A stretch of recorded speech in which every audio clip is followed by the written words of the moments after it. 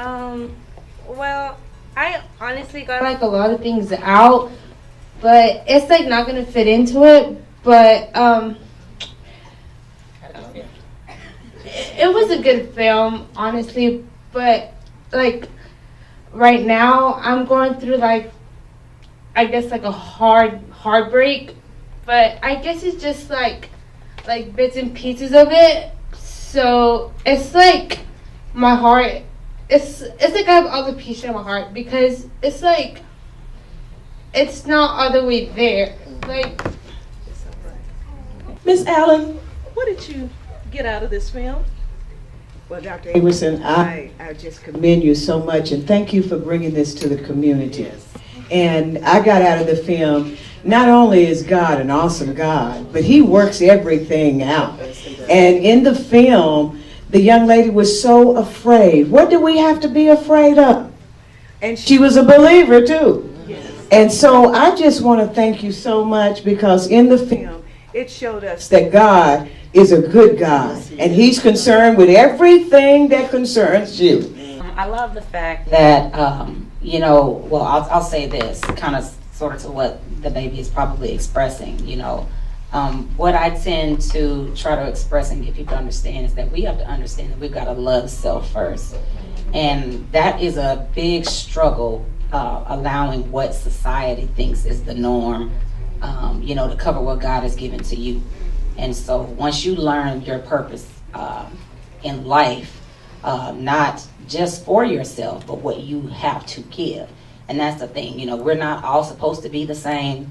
We're not all supposed to walk, look, talk, anything like that, but we all have our own purpose. And, deeply rooted in her, and I'm sure if we were to ever get a part 2 to this, we would see her finding her true purpose, but learning to love self is the number one thing because we got to learn to love what he created. Amen. And when we learn to love what we created, we can appreciate each other. What did you get out of the film today? Well, I was truly blessed for the film because I have experienced being a best friend to someone that has alopecia. We've been best friends for over 30 years. And so this film opened up my mind even more. Being that best friend, of course, I'm her confidant, so she's told me many, many things of how she's felt about losing her hair and the mere fact that for the longest her husband never even saw her without her wig on.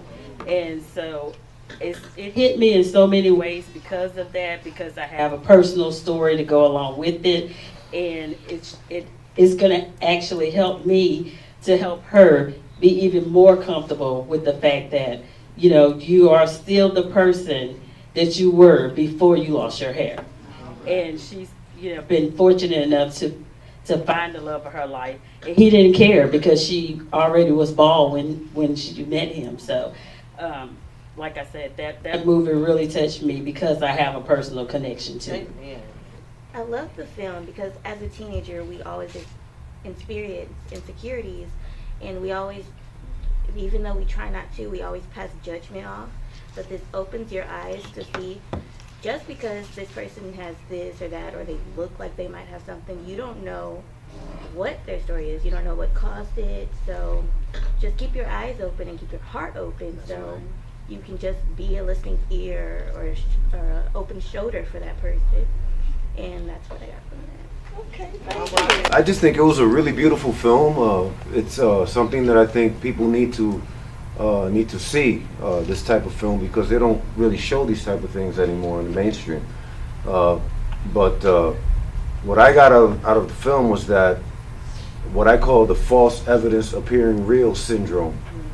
She had fear of all these things, but yet the guy knew that she had this affliction, this condition, and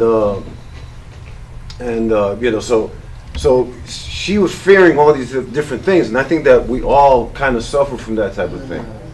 We all have something that bothers us that we think everyone else either sees or is judging us over that.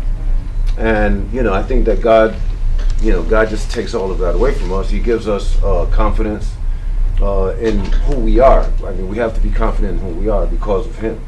my first lady, Mrs. Nell Brown. Yes. I'm so glad that you came out today. And what did you get out of the film today? Well, one thing that stuck out to me is that by her being so fearful of the truth, she wasted a lot of time. Because he already knew about her, and God had revealed it to him, and then plus he had evidence from his aunt. And all the time she was wasting running, she could have been using that valuable time to be with him, building her relationship. And a lot of women today, they do that. They waste time trying to pretend to be somebody that they're not. All right. Instead of being themselves and being transparent and not looking to be someone else who they're not. And so as I say to the young women today, be who you are. Be confident in who you are. And you don't need someone else to validate who God has already made you to be. I'm newly diagnosed, less than 3 months. I just got tired of wearing the wigs and the weave.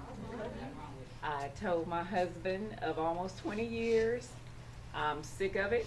I just want to shave it. He helped me shave it.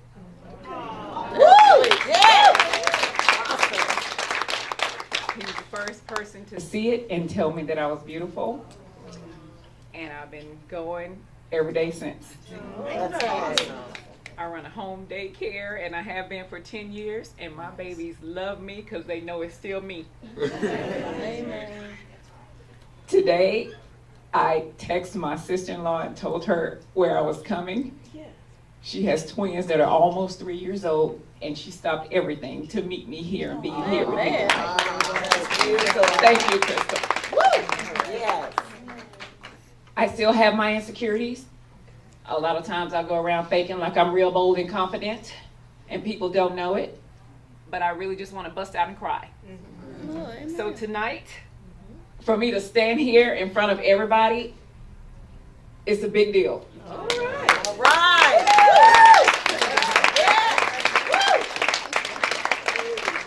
So, thank you. I didn't think I could come up here without crying, but I did that. You did that. This is Dr. Barbara Buchanan. And what did you get out of the film? Whatever you'd like to share. I think for me, being a woman that has had alopecia for over 45 years, I started out back when there was really no diagnoses for alopecia.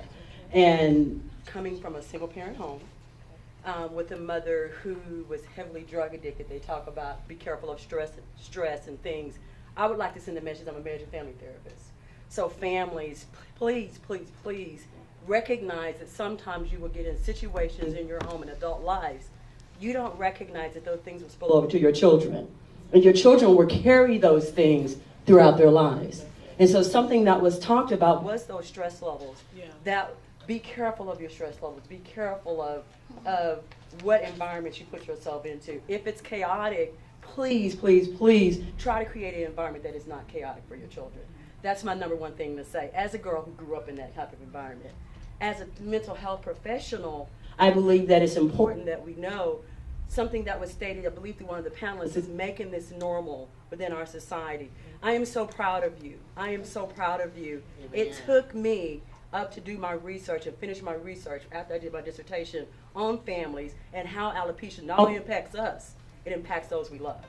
Okay? So it's very important. I'm so proud of you. I have been involved for many years. I'm finally free. Okay? So my hat's off to you, literally.